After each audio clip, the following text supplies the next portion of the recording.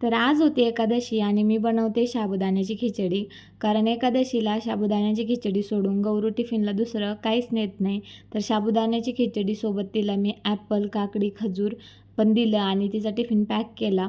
गौरू उठण्याच्या आधीच मी हे सगळं करते, कारण एकदा ती उठली तर मला तिचं पण एक आवरून द्यावं लागतं स्कूलसाठी आणि त्याच्यानंतर ती स्कूलला गेली तसं तर तिची बस येते, पण तिला गेटपर्यंत सोडवायला जावं लागतं आणि त्याच्यानंतर मी इथं पूजेसाठी काही फुलं घेऊन आले आणि त्याच्यानंतर माझी पूजा वगैरे झाली. आता गौरू शाळेत गेल्यानंतर उठतो राम आणि आता रामचं मला आवरायचं असतं, तर रामला अंघोळ वगैरे घातली, कपडे घातले आणि रामचं पण छान आवरलं. आता आमच्या नाश्त्यासाठी तर खिचडी होती, पण राम साबुदाण्याची खिचडी खात नाही, त्याच्यामुळे त्याच्यासाठी मला धिरडे बनवायचे होते आणि दुपारी पण हे धिरडे होतील म्हणून मी भगरीचे धिरडे बनवणार आहे.